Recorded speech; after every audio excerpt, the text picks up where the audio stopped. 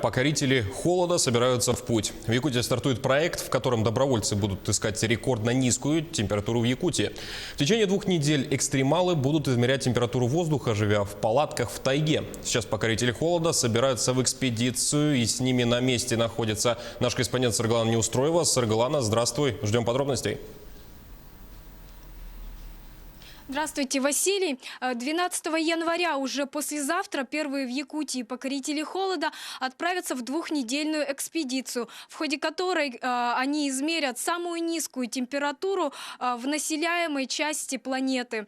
Известно, что экстремалы уже проверили, протестировали палатки, в которых будут жить. Это палатки от местных производителей Хату Тент, в основу изготовления которых входит так называемая автоодеяло.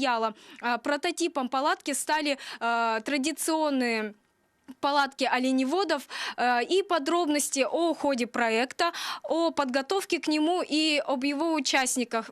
О его участниках нам расскажет биолог-путешественник, опытный гид Герман Арбугаев. Здравствуйте, Герман. Здравствуйте. Да, 12 января мы стартуем. Значит, у нас в экспедиции, я руководитель Верхоянской группы, у нас будет 2 гостя, которые становятся членами экспедиции. Это, значит, журналистка Наталья. У нас будет, она является советником руководителя турагентств.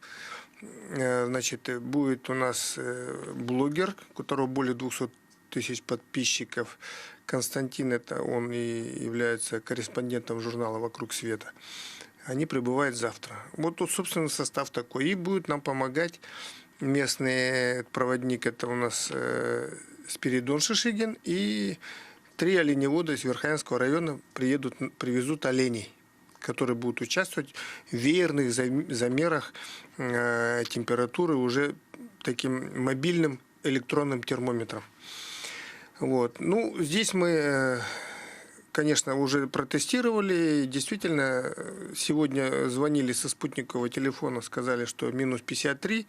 Уже такую палатку, которую вот мы тестировали, ее уже они поставили, печку поставили, все нормально. В общем, сейчас мы работаем над приготовлением уже, собственно, все собрано уже. Теперь осталось нам приготовить питание. На севере, конечно, белковая пища – это самое главное, чтобы не замерзнуть. Поэтому мы, главный консерватор у нас – это холод. Поэтому мы уже традиционно на базе нашего комплекса Чучур-Муран делаем вот такие традиционно. Хотим, продукты должны быть только у нас местные. Ну вот это вот фаршированные караси, они у нас замороженные, приготовленные. Также пирожки у нас будут, так. Потом, значит, вот наши изделия сыровяленая оленина, это вот прессованная жеребятина, это все будет у нас для бутербродов. Вот. Для десерта у нас морожка, якутский мед, пирог, это все заморожено, приготовлено, якутские лепешки. Ну и, конечно, это сыроедение. Самое главное, что фишка наша, это экологически чистая жеребятина, печень жеребенка, танцик – это вот перекрученная печень с внутренним жиром и с мясом жеребенка. Ну, без строганины мы не обойдемся.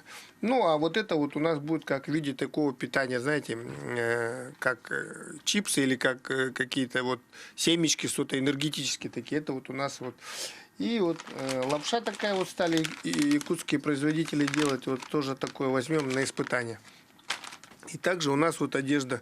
Конечно, одежда мы традиционно, вот торбоза такие вот, подшитые, вот, шитые оленёкскими рукодельницами из камуса и из кожи вот между копыт у оленя, которые. И кухлянки, вот такие кухлянки, стриженный оленей мех, это производство Сахабулта. Это та одежда, которая должна нам помочь в вот таких низких температурах. Ну и, собственно говоря, все идет полным ходом. Осталось совсем немного. На каждый день у нас будет питание разнообразное.